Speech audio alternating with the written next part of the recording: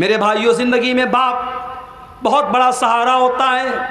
آج آپ پیسہ کمانے لگے، آج آپ بزنس کرنے لگے، کبھی یاد کرنا کتنے بڑے ہو چکے تھے تم، کتنی عمر ہو چکی تھی، اسکول میں جاتے تھے، کالج میں جاتے تھے، گھر آتے تھے، کھانا کھاتے تھے، کبھی ٹی وی میں لگے رہتے تھے، کبھی موبائل میں لگے رہتے تھے، گھر میں آٹا آیا کہ نہیں آیا، چاول آیا کہ نہیں آیا، نمک آیا کہ نہیں آیا، گوشت آیا کہ نہیں آیا، گھر کیسے چلتا ہے، کبھی یہ چنتا آپ کو نہیں کرنی پڑی۔ آپ کے باپ نے یہ ساری چنتا اپنے کندھے پر ڈھوئی ہے۔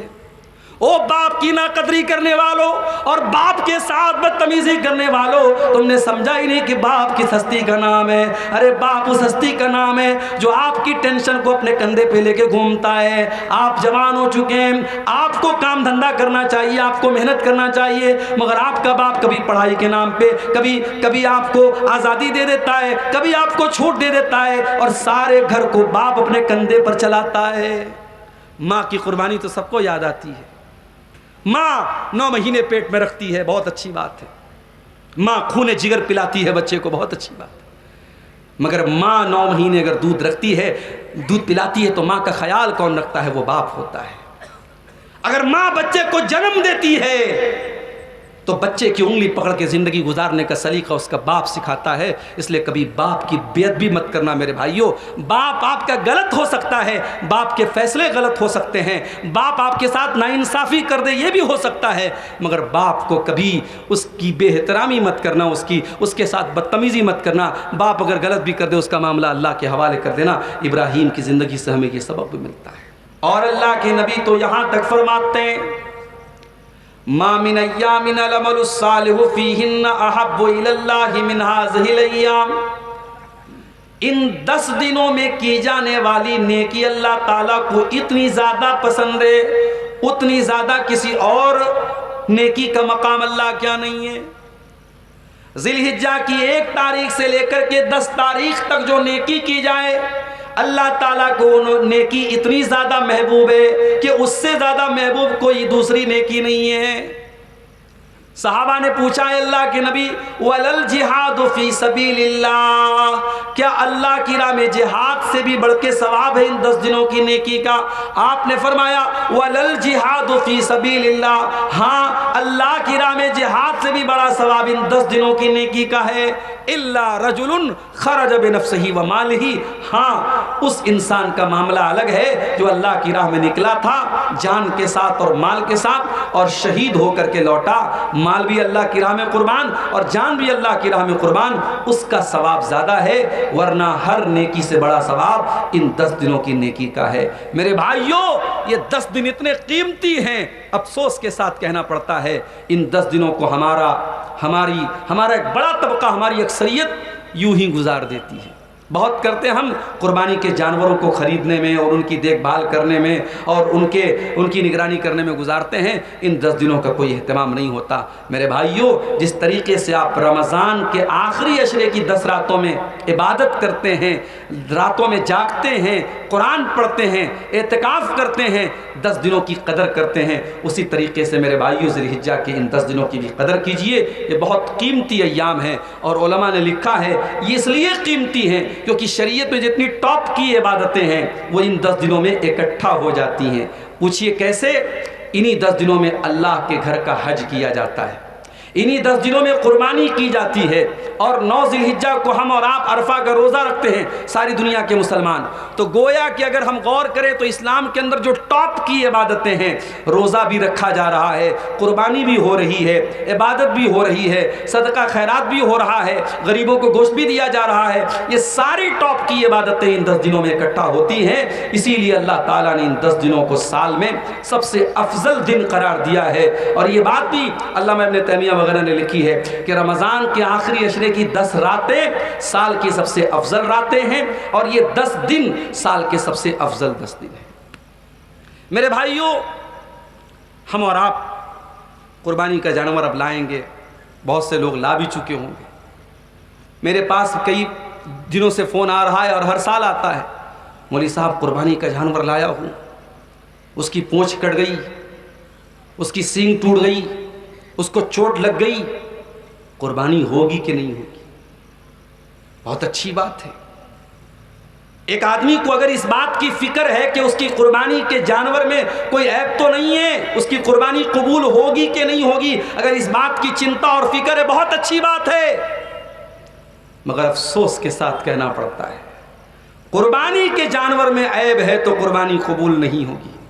اور قربانی کرنے والے میں ہزاروں عیب ہیں، وہ ریاکار بھی ہے، وہ زناکار بھی ہے، وہ بے نمازی بھی ہے، وہ حرام خور بھی ہے، وہ سود خور بھی ہے، لیکن اس کے دل میں ایک بار یہ خیال نہیں آتا اتنے عیب میرے اندر ہے، میری قربانی قبول ہوگی کہ نہیں ہوگی۔ بکرے کی سینگ ٹوٹ جائے، بکرے کی پونچھ کٹ جائے، بکرے کو چوٹ لگ جائے تو مولویوں سے مسئلہ پوچھتا ہے، اپنے بارے میں غور نہیں کرتا کہ میرے اندر عیب نہیں، میرے اندر کمی نہیں، میرے اندر مسٹیک نہیں، میرے اندر تو بلنڈر سے بڑے بڑے گناہ میں کر رہا ہوں، کبیرہ گناہوں کا ارتکاب کر رہا ہوں، میں اللہ کو کیا منہ دکھاؤں گا اور میری قربانی اور میری نیکیاں اللہ کیا کیسے قبول ہوں گی۔ میرے پیارے ساتھیو، ہم اس طریقے سے کیوں نہیں سوچتے ہیں؟ یہ قربانی اس نبی کی یادگار ہے میرے ساتھیو، جس نبی کا قرآن میں اللہ نے جہاں ذکر کیا ہے، کبھی غور کیجئے گا، قرآن میں ابراہیم علیہ السلام کا جہاں پر بھی نام آیا ہے، اللہ نے آگے پیچھے ایک بات ضرور کہی ہے کہ ابراہیم مسلمان تھے۔ بھئی یہ بات کہنے کی کیا ضرورت تھی، یہ تو سب کو پتا ہے، ابراہیم کوئی کافر نہیں تھے، ابراہیم کوئی مشرک نہیں تھے، اللہ بار بار قرآن میں یہ کیوں کہہ رہا ہے کہ ابراہیم مسلمان تھے؟ ما کان ابراہیم یہودیا ولا نصرانیا، ابراہیم یہودی نہیں تھے، ابراہیم عیسائی نہیں تھے، ولیکن کان حنیفا مسلما، ابراہیم اللہ کے سچے پکے مسلمان بندے تھے، وما کان من المشرکین، ابراہیم مشرکوں میں سے نہیں تھے۔ اے اللہ، یہ تو ہم بھی جانتے ہیں کہ ابراہیم مسلمان تھے، یہ بار بار تو قرآن میں کیوں بتا رہا ہے؟ میرے پیارے ساتھیوں، اسکول میں ٹیچر پڑھاتا ہے، پڑھانے کے دو طریقے ہوتے ہیں، ایک تھیوری ہوتی ہے، ایک پریکٹیکل ہوتا ہے۔ ٹیچر کتاب میں دیکھ کے پڑھا دیتا ہے، یہ تھیوری ہوتی ہے، اور ٹیچر پریکٹیکل کر کے دکھاتا ہے، بچوں ایسے کرنا۔ جب پریکٹیکل کر کے دکھاتا ہے تو اس کا زیادہ اثر پڑتا ہے لوگوں کے دل اور دماغ پر۔ میرے پیارے بھائیوں، اسلام کیا ہے؟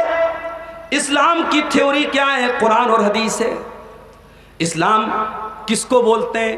یہ آپ کو دیکھنا ہے تو قرآن دیکھ لو، یا آپ کو دیکھنا ہے تو حدیث دیکھ لو۔ لیکن اسلام پریکٹیکل اگر دیکھنا ہے، اسلام پر عمل کیسے کیا جائے، اسلام کو فالو کیسے کیا جائے، تو قرآن کہتا ہے اسلام کو پریکٹیکل اگر دیکھنا ہے تو ابراہیم کو دیکھ لو۔ ما کان ابراہیم یہودیا ولا نصرانیا، او لوگو، ابراہیم سچا پکا مسلمان تھا۔ اے یہودیو، آپ جانتے ہیں دنیا کی 2/3 آبادی ابراہیم سے محبت کرتی ہے۔ ہم تو کرتے ہیں، یہودی بھی کرتے ہیں، یہودی اپنا باپ قرار دیتے ہیں، عیسائی اپنا باپ قرار دیتے ہیں، عیسائی بھی محبت کرتے ہیں، یہودی بھی محبت کرتے ہیں، لیکن قرآن کیا کہتا ہے؟ اے یہودیو، تم کس منہ سے ابراہیم کی محبت کا دعویٰ کرتے ہو؟ تم تو شرک کرتے ہو، تم تو اللہ کا بیٹا قرار دے۔ کوئی کیڑا چلا گیا اندر، کاٹ رہا ہے، یہیں پر ہے، نکلا، پتہ نہیں کہاں سے، لگ رہا ہے پڑوسی ملک سے آیا ہے۔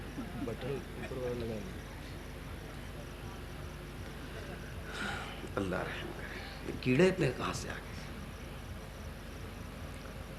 اللہ فرماتا ہے یہودیو، تم یہ دعویٰ کرتے ہو کہ ہم ابراہیم کے چاہنے والے، کس منہ سے دعویٰ کرتے ہو؟ تم مکار ہو، تم ایک نمبر کے مشرک ہو، تم اہل توحید کے دشمن ہو، اور میرا ابراہیم تو امام الموحدین ہے، امام المسلمین ہے، ابراہیم تو سچا پکا مسلمان ہے، ابراہیم نے کبھی توحید سے سمجھوتا نہ کیا، کبھی غیر اللہ کے آگے سر نہ جھکایا۔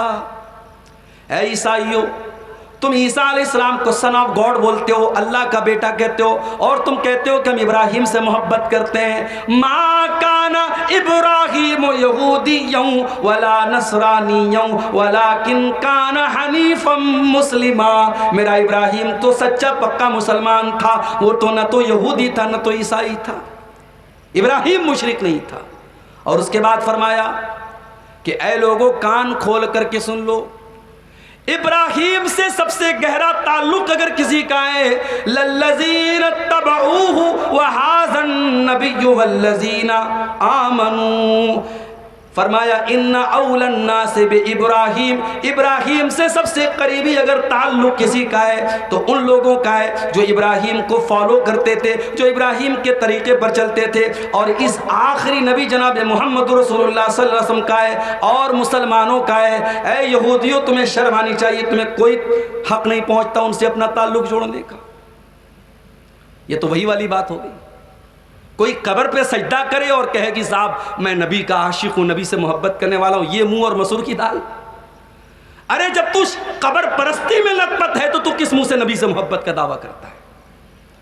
جس کی گردن، جس کی پیشانی قبروں اور مزاروں پر جھکتی ہو اور وہ یہ کہے کہ میں مصطفیٰ کا چاہنے والا ہوں، بہت بڑا مکار اور جھوٹا ہے۔ ارے میرے مصطفیٰ، میرے نبی، میرے محمد صلی اللہ علیہ وسلم تو اپنے انتقال کے پہلے اپنی امت کو قبر پرستی سے روک کے گئے تھے۔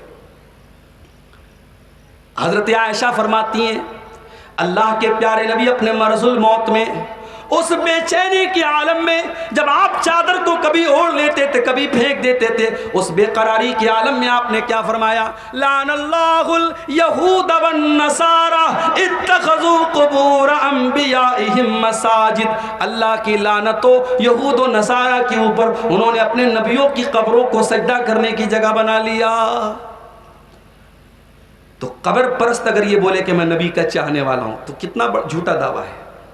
عیسائی بولے کہ میں ابراہیم کا ماننے والا ہوں، ارے جب تو عیسیٰ کو اللہ کا بیٹا مانتا ہے تو کس منہ سے ابراہیم کے ساتھ اپنا رشتہ جوڑتا ہے؟ ابراہیم تو توحید والے تھے، صاف ستھری توحید والے۔ ابراہیم کی توحید ون سائیڈڈ تھی، ابراہیم کی توحید میں کوئی سافٹنس نہیں تھی، کوئی اس میں مفاہمت نہیں تھی، کوئی کمپرومائز نہیں تھا، توحید میں کبھی کوئی سمجھوتا نہیں۔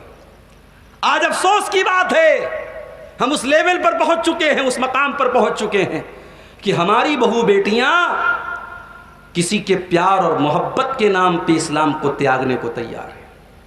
ابھی آج میں نے ایک نیوز پڑھی، جگہ کا نام میں بھول رہا ہوں، ایک مسلمان لڑکی مرتد ہوتی ہے، غیر مسلم لڑکے سے شادی کرتی ہے، 4 سال تک وہ لڑکا اس کے ساتھ استحصال کرتا ہے، اس کے جسم کے ساتھ کھیلتا ہے، اور اس کے بعد دوسری شادی کرنے لگتا ہے، اور جب یہ منع کرتی ہے تو الٹے اسی لڑکی کے خلاف کیس کرتا ہے اور کہتا ہے یہ لو جہاد کا مجھ کو شکار بنا رہی تھی اور اس نے ناٹک کیا تھا اور یہ اسلام کو چھوڑا تھا اس نے مجھے پھنسانے کے لیے، الٹے لڑکی کے خلاف کیس کر دیتا ہے۔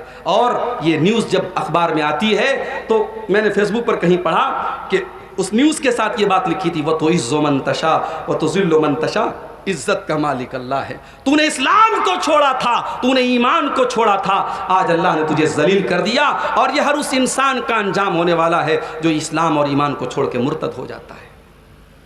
ایمان کوئی اتنی حقیر چیز نہیں ہے میرے ساتھی، کوئی پیار اور محبت کے نام پہ اسلام کو چھوڑا، اسلام کے لیے گردنیں کٹائی گئی ہیں، اسلام کے لیے جانیں دی گئی ہیں، اسلام کے لیے مال، اسباب، گھر بار، وطن، بال بچے سب چھوڑے گئے ہیں، اور صحابہ کرام نے یہ کام کیا ہے میرے پیارے ساتھی۔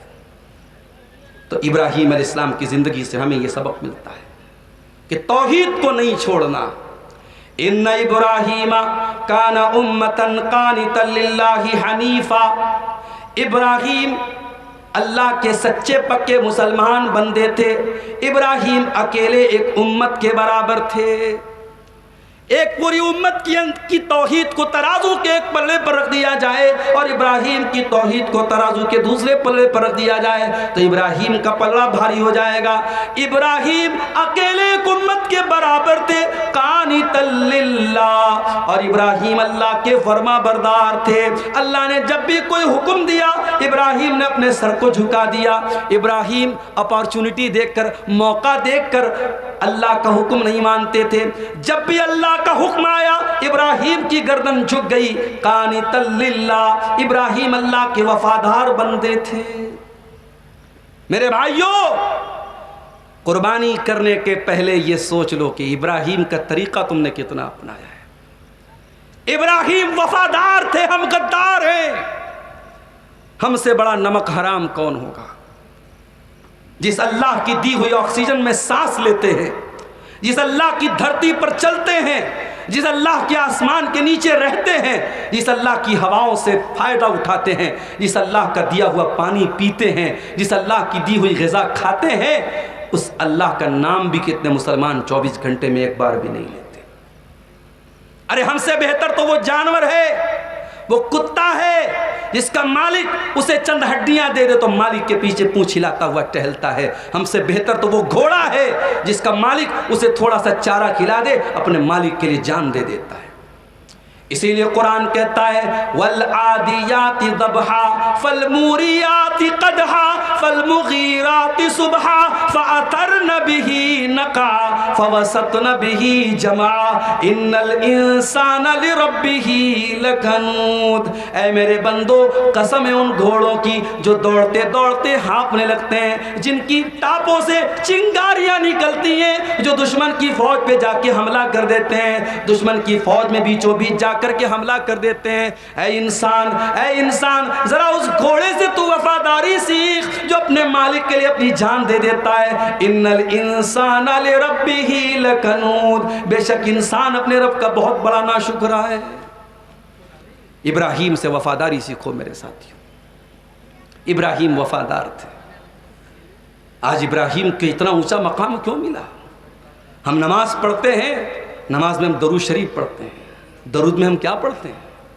اللہم صلی علی محمد وعلی آل محمد کما صلیت علی ابراہیم وعلی آل ابراہیم انکا حمید مجید۔ اے اللہ تو رحمت نازل فرما محمد صلی اللہ علیہ وسلم کے اوپر اور آپ کی آل کے اوپر، جس طریقے سے تو نے رحمت نازل فرمائی ابراہیم پر اور ابراہیم کی آل پر۔ اے اللہ تو قابل تعریف بزرگی والا ہے۔ اللہم بارک علی محمد وعلی آل محمد کما بارکت علی ابراہیم وعلی آل ابراہیم انکا حمید مجید۔ اے اللہ تو برکت نازل فرما محمد صلی اللہ علیہ وسلم کے اوپر اور آپ کی آل کے اوپر، جیسا کہ تو نے برکتیں نازل فرمائی ابراہیم پر اور آل ابراہیم پر۔ درود شریف میں ابراہیم کا نام لیتے ہیں، کچھ تو خاص بات ہے ابراہیم کے اندر، کچھ تو اسپیشل ہے کہ ہم درود پڑھتے ہیں اپنے نبی کے اوپر اور نام ابراہیم کا بھی لیتے کہ اے اللہ تو ویسی برکت نازل فرما جیسی برکت تو نے ابراہیم پر نازل فرمائی۔ اور میرا جملہ نوٹ کر لو، آج اولاد سے ہم محبت کرتے ہیں نا، ہائے ہائے ہائے کتنی محبت کرتے ہیں۔ ابھی شیخ جمیل اختر صاحب بیٹیوں پر ایک نظم پڑھ رہے تھے۔ ایک دن ہمارے مدرسے میں ایک آدمی آیا، بیمہ والا، وہ آتے ہیں نا لائف انشورنس والے، LIC والے، اس کو کسی نے بتا دیا عبدالغفار صاحب کی 3 بیٹیاں۔ میرے پاس آیا، کہا کہ ارے مولوی صاحب آپ کو 3 بیٹیاں ہیں، شادی کے ٹائم آپ کو بہت پیسہ چاہیے، تینوں کے نام پر آپ پالیسی لے لیجئے۔ میں نے کہا تو یہاں سے چلا جا بھائی، بیٹی والوں کو اتنا مظلوم بنا دیتے ہیں دنیا والے، ایسا لگتا ہے کہ بیٹی نہیں بوجھ آ گئی۔ بیٹی کے نام پر کوئی LIC لے رہا ہے، کوئی پراپرٹی خرید کے رکھے ہوئے ہے، کوئی ابھی سے ہی سونا بہت مہنگا ہو رہا ہے، سونا لے کے رکھ لو، بیٹی کی شادی کے ٹائم دینا پڑے گا۔ اتنی فکر ہے بیٹی کے مستقبل کی۔ ابراہیم نے ہمیں ایک سبق یہ بھی دیا ہے میرے بھائیوں، اولاد کی فکر ہے تو سونے کی تیاری مت کرو، پراپرٹی کی تیاری مت کرو، انشورنس کی پالیسیاں مت لو۔ اگر واقعی اولاد کی فکر ہے تو اولاد کی آخرت کی فکر کرو، اولاد کے عقیدے کی فکر کرو۔ تمہاری اولاد کل سونے اور چاندی میں نہا بھی جائے لیکن اگر اپنے ایمان سے ہاتھ دھو دے، اپنے عقیدے سے ہاتھ دھو دے، میرے پیارے ساتھیوں کل قیامت کے دن جہنم کی آگ میں جلے گی۔ کیا تم یہ گوارا کرو گے کہ میں تو جنت میں چلا جاؤں، میں تو توحید والا ہو کر کے جنت میں چلا جاؤں، میرا سگا بیٹا، میری سگی بیٹی، میرا خاندان، میرا پریوار جہنم کی آگ میں جل جائے؟ یا ایھا الذین آمنوا قوا انفسکم واہلیکم نارا، اے ایمان والو اپنے آپ کو اور اپنے پریوار کو جہنم کی آگ سے بچاؤ۔ کیا تم یہ گوارا کرو گے کہ تمہارا پریوار جہنم کی آگ میں جائے؟ اگر گوارا نہیں کرو گے تو اپنے آپ کو بھی جہنم کی آگ سے بچاؤ اور اپنے بچوں کو بھی جہنم کی آگ سے بچاؤ۔ ابراہیم کو جب بھی فکر تھی، اپنے بچوں کے ایمان کی فکر تھی، اپنے بچوں کی عقیدے کی فکر تھی، کیا دعا کرتے ہیں؟ وَجُنُبْنِي وَبَنِيَّ أَن نَّعْبُدَ الْأَصْنَامَ اے اللہ تو مجھے بھی شرک سے بچانا اور میرے بچوں کو، میرے بیٹوں کو، میری آنے والی نسلوں کو تو شرک سے بچانا۔ اپنی آنے والی نسلوں کی فکر کی ابراہیم علیہ السلام، ان کی توحید کی فکر کی۔ سونا کوڑ والوں اور آس پاس کے آئے ہوئے میرے بھائیوں، میری بہنوں، آپ نہیں جانتے 20 سال بعد حالات کیا ہوں گے۔ اہل حدیث بستیوں میں تعزیہ اٹھتے ہوئے میں نے اپنی آنکھوں سے دیکھا ہے۔ علماء نہیں ہیں، مدرسے نہیں ہیں، کوئی بتانے والا نہیں ہے، کوئی رہنمائی کرنے والا نہیں ہے۔ اہل حدیثوں کے یہاں شادیوں میں بینڈ باجے بج رہے ہیں، آپ کٹیہار کے اور پورنیہ کے علاقوں میں جا کے دیکھیے۔ مالدہ کے قریب کے بعض علاقوں میں اہل حدیثوں کا تعویذ بھی ہو رہا ہے، مزاروں اور قبروں پہ اہل حدیث کے گھر کا بچہ جا رہا ہے۔ یہ کیوں ہو رہا ہے؟ علم نہیں ہے، علم نہیں ہے، کوئی بتانے والا نہیں، کوئی رہنمائی کرنے والا نہیں۔ 20 سال بعد آپ کی نسل کا کیا ہوگا آپ نہیں جانتے۔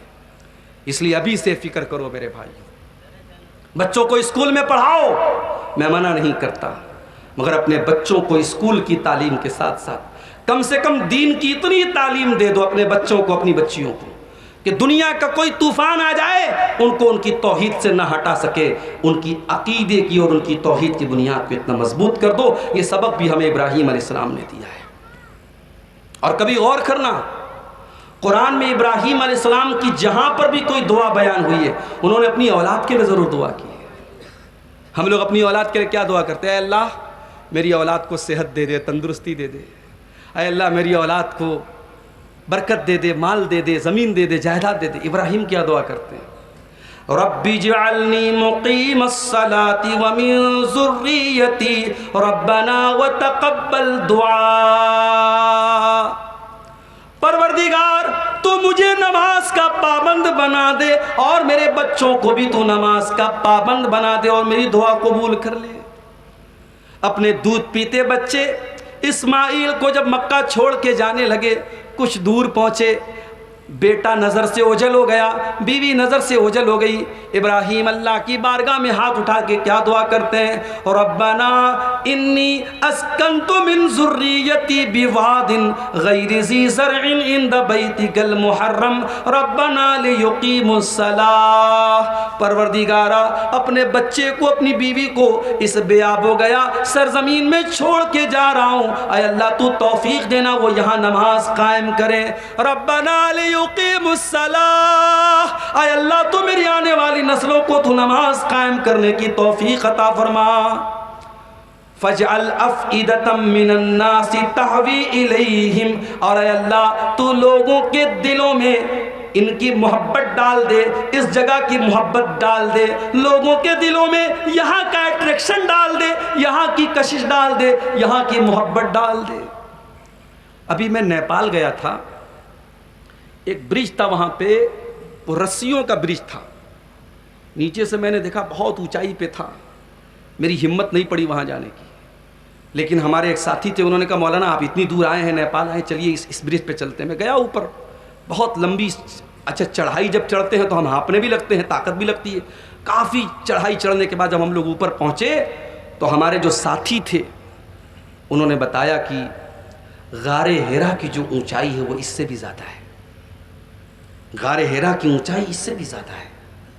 اور آج بھی آپ جب حج کرنے یا عمرہ کرنے جائیے، آپ دیکھیے کہ غار ہیرا پہ چڑھنے والے 20 سال کے نوجوان بھی آپ کو ملیں گے اور 60 سال کے بوڑھے بھی آپ کو ملیں گے۔ اللہ نے عجیب محبت ڈال دی ہے، اس جگہ کی محبت۔ آپ سونا کوڑ کے ایک علاقے میں، ہندوستان کے ایک اسٹیٹ جھارکھنڈ کے ایک علاقے سونا کوڑ میں، پہاڑوں کے بیچ میں آپ رہتے ہیں، مکہ آپ کے یہاں سے ہزاروں کلومیٹر دور ہے، عمرہ کرنا ہے 1 لاکھ روپیہ کم سے کم چاہیے، حج کرنا ہے 4 لاکھ روپیہ چاہیے۔ ایک مڈل کلاس آدمی، ایک عام آدمی، ایک غریب آدمی، اس کے لیے 1 لاکھ بھی بہت بڑی رقم ہے، لیکن اس کا دل بھی مچلتا ہے کہ کہیں سے میرے پاس 1 لاکھ روپیہ آ جائے، میں عمرہ کر لوں، کہیں سے میرے پاس اللہ اتنی طاقت دے دے میں حج کر لوں۔ یہ ابراہیم کی دعا کی برکت ہے میرے پیارے ساتھی۔ فَجْعَلْ أَفْئِدَةً مِّنَ النَّاسِ تَهْوِي إِلَيْهِمْ، اے اللہ تو لوگوں کے دلوں میں اس جگہ کی محبت ڈال دے۔ وَارْزُقْهُم مِّنَ الثَّمَرَاتِ، اور اے اللہ تو پھلوں کی روزی ان کو عطا فرما۔ اے ابراہیم تم کیسی دعا کر رہے ہو، تم مکہ میں اپنے بچے کو چھوڑ کے آئے ہو، مکہ میں اناج کا کوئی دانہ موجود نہیں، پھل کہاں سے آئے گا، فروٹ کہاں سے آئے گا؟ لیکن میرے پیارے بھائیوں، مانگنے کا سلیقہ اگر آتا ہو تو اللہ سے وہ بھی مانگا جا سکتا ہے جو دنیا میں عام طور سے ملتا نہیں ہے۔ ارے ہمارے لیے امپاسبل ہے، اللہ کے لیے کچھ بھی امپاسبل نہیں ہے، اللہ کے لیے کچھ بھی ناممکن نہیں ہے۔ ابراہیم اپنے بچے کو مکہ چھوڑ کے آئے ہیں، مکہ میں اناج کا کوئی دانہ نہیں ہے، کوئی پھل نہیں ہے، کوئی فروٹ نہیں ہے، اور ابراہیم کیا دعا کرتے ہیں؟ وَارْزُقْهُم مِّنَ الثَّمَرَاتِ، اے اللہ میری آنے والی نسلوں کو، میری اولاد کو تو پھلوں کی روزی عطا فرما۔ آج بھی مکہ میں دنیا کا ہر پھل آپ کو مل جائے گا، اتنا بہترین پھل آپ کو انڈیا میں نہیں ملے گا جتنا وہاں مل جائے گا۔ دنیا کے مختلف علاقوں کے امپورٹڈ پھل آپ کو، کوئی پھل جرمنی سے آ رہا ہے، کوئی پھل امریکہ سے آ رہا ہے، کوئی پھل اٹلی سے آ رہا ہے، انڈیا سے کوئی پھل جا رہا ہے، کوئی بنگلہ دیش سے، دنیا کے مختلف کنٹریز سے پھل فروٹ، وہاں دنیا کے سارے پھل آپ کو مل جائیں گے۔ تھوڑے مہنگے ملیں گے مگر پھل سب ملیں گے۔ یہ ابراہیم کی دعا کی برکت تھی میرے ساتھ۔ ابراہیم کو اپنی اولاد کی آخرت کی بھی فکر تھی، دنیا کی بھی فکر تھی۔ انہوں نے ابراہیم نے اپنی اولاد کی آخرت کی بھی دعا کی اور دنیا کی بھی دعا کی، اے اللہ میرے بچوں کو، میری آنے والی نسلوں کو تو پھلوں کی روزی عطا فرما۔ پتہ یہ چلا کہ اچھا باپ وہ ہے جو اپنی اولاد کی دنیا کی بھی فکر کرے اور آخرت کی بھی فکر کرے۔ اگر بچوں کے لیے زمین بنایا، جائیداد بنایا تو حرام کمائی کی نہ بنائے، حرام کمائی کی جائیداد بنا کے چلا جائے گا، خود تو قبر میں چلا جائے گا۔ بچے سوچیں گے باپ ہمارے لیے بہت کچھ بنا کے گیا، مگر یاد رکھو میرے بھائیوں، جو حرام کا بنا کر کے گیا ہے، بچے کبھی سکھ نہ پائیں گے، کبھی چین نہ پائیں گے۔ ایک نہ ایک دن حرام کمائی سے بنی وہ عمارتیں گر جائیں گی، ایک نہ ایک دن حرام کمائی سے قائم کی گئی وہ دولت بچوں کو برباد کرے گی۔ اپنے بچوں کو دنیا اور آخرت دونوں کی اگر بھلائی چاہتے ہو میرے ساتھیوں، تو اپنی اولاد کو حرام کمائی کبھی مت کھلانا، اپنے بچوں کے لیے حرام کی پراپرٹی اور حرام کی زمین جائیداد کبھی مت بنانا۔ ابراہیم نے ایک سبق ہم کو یہ بھی دیا، اللہ کے اگر اونچا مقام و مرتبہ پانا ہے تو قربانی دینی پڑے گی۔ دنیا میں کوئی بھی اونچا مقام حاصل کرنے کے لیے قربانی دینی پڑتی ہے۔ میڈیکل کا ایگزام ہوتا ہے، نیٹ کا ایگزام، آپ جا کے کلکتہ میں دیکھ لیجئے، رانچی میں دیکھ لیجئے، بھاگلپور میں، پٹنہ میں جا کے دیکھ لیجئے، جو بچے، جو لڑکے لڑکیاں میڈیکل کی تیاری کرتے ہیں ان کے بال بکھرے رہتے ہیں، کپڑوں کا آتا پتہ نہیں ہے، رات تو دن تیاری کرتے ہیں، اور جب ایگزام دے کر کے آتے ہیں ایسا لگتا ہے کہ بہت بڑی جنگ جیت کر کے آئے ہیں۔ اور اگر اللہ تعالیٰ کامیاب کر دیتا ہے اس نیٹ کے ایگزام میں، ان کے چہرے کی خوشی دیکھنے کے قابل ہوتی ہے، کیونکہ یہ خوشی انہوں نے راتوں کی نیندیں قربان کر کے حاصل کی ہیں۔ میرے پیارے بھائیوں، دنیا میں اونچا مقام پانا ہے تو قربانی دینی پڑتی ہے، دولت کمانا ہے تو قربانی دینی پڑتی ہے، سکھ اور چین کی زندگی حاصل کرنا ہے تو قربانی دینی پڑتی ہے۔ میرے پیارے بھائیوں، جنت تو دنیا کی سب سے قیمتی چیز ہے، جنت اتنی آسانی سے تو نہیں مل پائے گی، من مانی زندگی گزار کر کے جنت تو نہیں مل پائے گی۔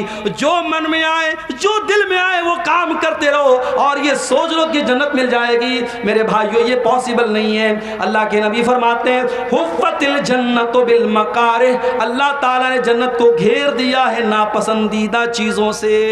ایسے کام آپ کو کرنے پڑیں گے جو دل کو گوارا نہیں ہے، جو نفس کو گوارا نہیں ہے۔ رات کو آپ 2 بجے سوئیں، 3 بجے سوئیں، لیکن فجر کی اذان ہوتی ہے، حی علی الصلاۃ کی آواز آتی ہے، الصلاۃ خیر من النوم کی آواز آتی ہے۔ اب اگر جنت چاہیے تو بستر چھوڑنا پڑے گا، سردی کا موسم ہے، ٹھنڈا ٹھنڈا پانی ہے، وضو کر کے آپ کو مسجد میں جانا ہے۔ نفس کہتا ہے، دل کہتا ہے آرام سے گدے میں رضائی پہ لیٹا ہے، سوتا رہے، آرام کرتا رہے، مگر اللہ کہتا ہے ان الصلاۃ کانت علی المؤمنین کتابا موقوتا۔ میرے بندے فجر کی نماز کا ٹائم ہو چکا ہے، سردی ہے تو کیا ہو گیا، گرمی ہے تو کیا ہو گیا، بارش ہو گئی تو کیا ہو گیا، تجھے نماز اپنے ٹائم پر پڑھنی ہے۔ میرے پیارے بھائیوں، جنت کو پانا ہے تو بہت سارے ایسے کام کرنے پڑیں گے جو نفس کو گوارا نہیں ہوتے۔ میرے نوجوان ساتھیوں، آپ سے بھی ایک بات کہنا چاہوں گا، میں جانتا ہوں فتنوں کا دور ہے، بے حیائی کا دور ہے، حرام رشتے بہت تیزی سے بن رہے ہیں، زناکاری بہت تیزی سے پنپ رہی ہے، زناکاری اور بدکاری بہت تیزی سے پنپ رہی ہے۔ اپنے بھائیوں سے بھی کہنا چاہوں گا، اپنی بہنوں سے بھی کہنا چاہوں گا، بہت مشکل ہے اپنے نفس کو کنٹرول کرنا۔ بڑی آسانی سے گناہ کا موقع مل سکتا ہے۔ کسی لڑکے کو لڑکی کا نمبر ملنا کوئی مشکل بات نہیں ہے، اس سے چیٹنگ کرنا کوئی مشکل بات نہیں ہے، ملاقات تک ہو جانا کوئی مشکل کام نہیں ہے، مگر میرے بھائیوں، اللہ کے دین پر ایمان رکھتے ہوئے، اللہ کی جہنم سے ڈرتے ہوئے اور اللہ کی جنت کو پانے کی امید میں اپنے دامن کو گناہوں سے بچا کے رکھنا، اپنے دامن کو زنا سے بچا کے رکھنا، اپنے آپ کو ان گندگیوں سے بچا کے رکھنا مشکل کام ہے، نفس کے لیے بہت بھاری ہے۔ دل کہتا ہے سارا زمانہ تو یہی کام کر رہا ہے، مگر اپنے دل کو ان گندی چیزوں سے بچا کے رکھنا، تبھی جنت ملے گی میرے پیارے ساتھیوں۔ اللہ کے نبی فرماتے ہیں حفت الجنت بالمکارہ، جنت کو اللہ تعالیٰ نے گھیر دیا ہے ناپسندیدہ چیزوں سے۔ میری پیاری بہنوں، جس دور میں انسٹاگرام پر لڑکیاں بدن دکھا رہی ہوں، سارے جسم کی نمائش ہو رہی ہو، آدھی ننگی ہو کر کے لڑکیاں گھومتی ہوں، اس دور میں سر سے پیر تک نقاب میں پہن کر نکلنے والی لڑکیوں پر تانے بھی کسے جائیں گے، برا بھلا بھی کہا جائے گا، کبھی کوئی بدتمیزی بھی کرے گا، مگر یہ ساری تکلیفیں برداشت کر لینا، یہ سوچ کر کہ دنیا میں اگر ایک لڑکی سورج کی تپش سے بچنے کے لیے اپنے سر کو ڈھانپ سکتی ہے، اگر ایک غیر مسلم لڑکی بھی گرمی کے موسم میں جب باہر نکلتی ہے تو اسکارف لگا کر کے نکلتی ہے کہ سورج کی کرنوں سے کہیں میری اسکن خراب نہ ہو جائے، کہیں میرا چمڑا خراب نہ ہو جائے، کہیں میری باڈی خراب نہ ہو جائے۔ میری پیاری بہنوں، اگر سورج کی گرمی سے بچنے کے لیے تو اسکارف پہن سکتی ہے، تو دوپٹہ اوڑھ سکتی ہے، تو گھر سے اپنے آپ کو ڈھانپ کر کے نکل سکتی ہے، میری بہن تو جہنم کے عذاب سے بچنے کے لیے نقاب کیوں نہیں پہن سکتی ہے؟ جب دنیا کی طاقتیں تجھ کو بے پردہ کرنا چاہیں،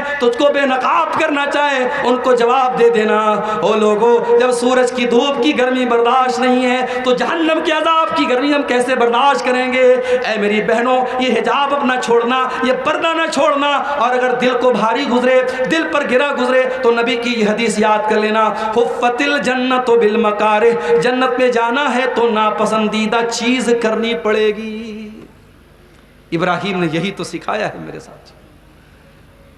اسلام کے لیے ہم نے کیا پایا ہے، ہم اس پر تو بات کرتے ہیں کہ ہمیں کیا ملا ہے اسلام پر عمل کر کے، ہم نے کیا کھویا ہے، کبھی اس پر بھی بات کرو میرے ساتھیوں۔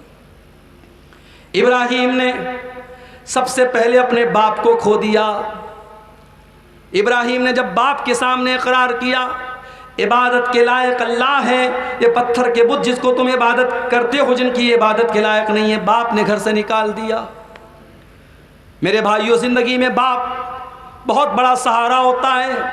آج آپ پیسہ کمانے لگے، آج آپ بزنس کرنے لگے، کبھی یاد کرنا کتنے بڑے ہو چکے تھے تم، کتنی عمر ہو چکی تھی، اسکول میں جاتے تھے، کالج میں جاتے تھے، گھر آتے تھے، کھانا کھاتے تھے، کبھی ٹی وی میں لگے رہتے تھے، کبھی موبائل میں لگے رہتے تھے، گھر میں آٹا آیا کہ نہیں آیا، چاول آیا کہ نہیں آیا، نمک آیا کہ نہیں آیا، گوشت آیا کہ نہیں آیا، گھر کیسے چلتا ہے، کبھی یہ چنتا آپ کو نہیں کرنی پڑی۔ آپ کے باپ نے یہ ساری چنتا اپنے کندھے پر ڈھوئی ہے۔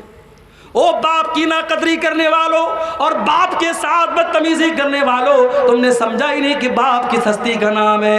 ارے باپ اس ہستی کا نام ہے جو آپ کی ٹینشن کو اپنے کندھے پہ لے کے گھومتا ہے۔ آپ جوان ہو چکے ہیں، آپ کو کام دھندا کرنا چاہیے، آپ کو محنت کرنا چاہیے، مگر آپ کا باپ کبھی پڑھائی کے نام پہ کبھی آپ کو آزادی دے دیتا ہے، کبھی آپ کو چھوٹ دے دیتا ہے، اور سارے گھر کو باپ اپنے کندھے پر چلاتا ہے۔ ماں کی قربانی تو سب کو یاد آتی ہے۔ ماں 9 مہینے پیٹ میں رکھتی ہے، بہت اچھی بات ہے۔ ماں خون جگر پلاتی ہے بچے کو، بہت اچھی بات ہے، مگر ماں 9 مہینے اگر دودھ رکھتی ہے، دودھ پلاتی ہے، تو ماں کا خیال کون رکھتا ہے؟ وہ باپ ہوتا ہے۔ اگر ماں بچے کو جنم دیتی ہے تو بچے کی انگلی پکڑ کے زندگی گزارنے کا سلیقہ اس کا باپ سکھاتا ہے۔ اس لیے کبھی باپ کی بے ادبی مت کرنا میرے بھائیوں۔ باپ آپ کا غلط ہو سکتا ہے، باپ کے فیصلے غلط ہو سکتے ہیں، باپ آپ کے ساتھ ناانصافی کر دے، یہ بھی ہو سکتا ہے، مگر باپ کو کبھی اس کی بے احترامی مت کرنا، اس کے ساتھ بدتمیزی مت کرنا۔ باپ اگر غلط بھی کر دے اس کا معاملہ اللہ کے حوالے کر دینا۔ ابراہیم کی زندگی سے ہمیں یہ سبق بھی ملتا ہے۔ ذرا قرآن کا 16واں پارہ اٹھاؤ، سورہ مریم میں اللہ فرماتا ہے وَذْكُرْ فِي الْكِتَابِ إِبْرَاهِيمَ إِنَّهُ كَانَ صِدِّيقًا نَبِيًّا، یاد کرو میرے بندے ابراہیم کو جو اللہ کا سچا نبی تھا. اذ قال لأبيه يا أبت لم تعبد ما لا يسمع ولا يبصر ولا يغني عنك شيئا. ابراہیم اپنے باپ کو توحید سمجھا رہے ہیں. او اہل حدیثو تمہیں بھی آج توحید سمجھانی ہے، بہت بڑی ذمہ داری ہے اہل حدیثو تمہاری ہے. معاف کرنا آج یہ ذمہ داری بھی تم بھول چکے ہو. یہ جلسے یہ پروگرام بھی میں سمجھتا ہوں اب انٹرٹینمنٹ کا ذریعہ بنتے چلے جا رہے ہیں. اتنی دور دور سے علماء اگر آتے ہیں اور 12 بجے کے بعد آدھی سے زیادہ پبلک چلی جائے، اس کا مطلب کہ آپ کو تقریریں نہیں سننا، آپ کو انٹرٹینمنٹ اور منورنجن کرنا ہے. او اہل حدیثو تمہارا کام تو اس دنیا کو روشنی دینا ہے.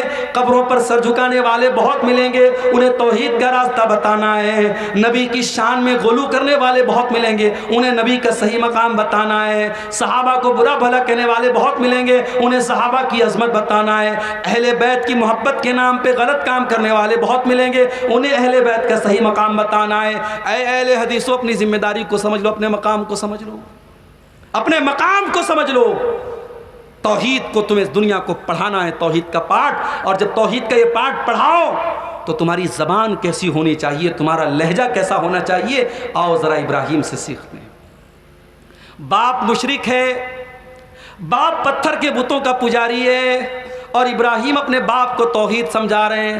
ہائے ہائے کتنا پیارا انداز ہے. آج تو ہم بعض لوگ کیا کرتے ہیں، آپریشن کرتے ہیں. وہ دین کی بات بھی کریں گے نا تو اتنے غصے میں کریں گے، اتنے جذبات کے ساتھ کریں گے، بولیں گے نہیں صاحب ہم تو آپریشن کر رہے ہیں. آؤ ذرا دیکھو توحید کیسے سمجھائی جاتی ہے.